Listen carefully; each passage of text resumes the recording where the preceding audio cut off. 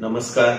आपल्या जिल्ह्यामध्ये मंठा, परतूर, घनसावंगी, जालना या भागामध्ये अतिशय मोठी अतिवृष्टी झालेली आहे आणि 100-125 mm वर पाऊस एका दिवसात त्या ठिकाणी आज दुपारपासून झालेला आहे आणि त्यामुळे एकंदरच अतिशय मोठी हानी आमच्या सर्व शेतकरी बांधवांची या ठिकाणी झालेली आहे।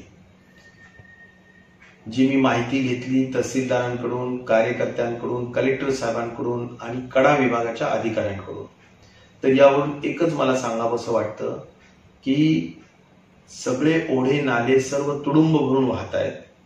सगळ्यात महत्त्वाचं नुकसान म्हणजे सोयाबीन पिकाचं झालंय, कारण सोयाबीन पिकाच्या प्रत्येक शेतामध्ये वरून पाणी आहे आणि त्यामुळं अगदी हातातोंडाचा आलेला घास शेतकऱ्यांचा या अतिवृष्टीमुळे जाईल अशी परिस्थिती निर्माण झालेली आहे। कापसाची तीच परिस्थिती आहे आणि त्यामुळे खूप सुंदर पिकं यावेळी निसर्गाच्या वेळेवरच्या पावसामुळे आलेली होती, ही हातातोंडाचा घास जाण्याच्या संदर्भातला विषय होतोय आणि त्यामुळे मी कलेक्टर साहेबांना विनंती केलेली आहे की आपण एसडीओला आणि तहसीलदारांना तलाठ्यांच्या माध्यमातून ग्रामसेवकांपर्यंत सगळ्यांपर्यंत ताबडतोबीनं पंचनामे उद्याच्या उद्या करावेत अशी मी त्यांना विनंती केलेली आहे, सूचना पण दिलेली आहे। त्याचबरोबर माझी सर्व शेतकरी बांधवांना अशी विनंती की विमा काढलेला असतो, त्यामुळे विम्याच्या संदर्भाने तुम्ही प्रत्येक जणांनी गावागावात तुमच्या सोयाबीनचे आणि कापसाचे फोटोज काढा की त्याच्यावरून किती पाणी येतं, हे फोटोज पण काढा आणि क्लेम्स दाखल करण्यासाठी गावांनी सगळ्यांनी एकत्र येऊन ते जे काही नोंदणी करावी लागते ती नोंदणी करण्याच्या संदर्भाने ताबडतोबीनं कारवाई करा।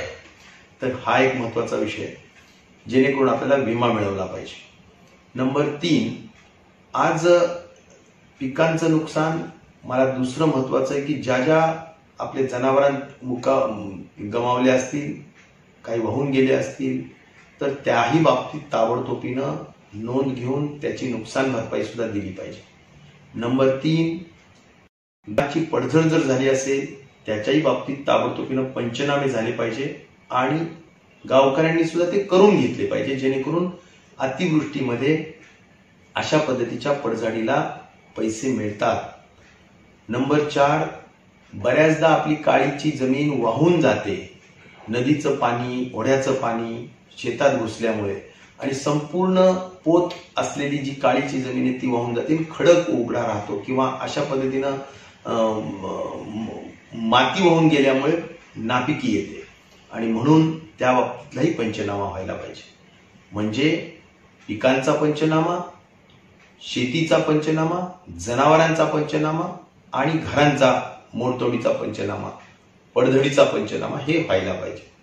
त्याचबरोबर मला असं सांगायचं की मालमत्ता जी आहे, दळणवळणाचं साधन, रोड्स पूर्ण एवढ्या मोठ्या पावसामुळे खराब झालेले असतात, खड्डे पडतात, वाहून जातात, पुलं तुटतात, याचे सुद्धा BC ताबडतोबीनं पंचनामे करण्याच्या सूचना मी आज रात्री BCच्या एक्झिक्युटिव्ह इंजिनियर्सला दिलेल्या आहेत, उद्या सकाळपासून करायला पाहिजे। त्याचबरोबर इलेक्ट्रिसिटी पोल्स याबाबत सुद्धा एक्झिक्युटिव्ह इंजिनियर्सला सूचना दिलेल्या आहेत की जिथे जिथे पोल्स पडले, लाईट गेलेली, लाईन आता पूर्ण अंधार झालाय गावात, अशा ठिकाणी पोल्स उभे केले पाहिजे आणि ताबडतोबीनं लाईन पुन्हा सुस्थितीत आणलीच पाहिजे। तर हा झाला सगळा एक महत्त्वाचा विषय की ज्याला प्रशासनाने तातडीनं लक्ष द्यावं, शासनाने लक्ष द्यावं, पण मी त्यापेक्षा सुद्धा सांगेन की माझ्या जनता जनार्दनांनी, कार्यकर्ते बांधवांनी लक्ष देऊन, सर्वपक्षीय लोकांनी लक्ष देऊन यामध्ये पूर्णतः मदत कार्य करावं। यात राजकारणाचा कुठलाही भाग असता कामा नये।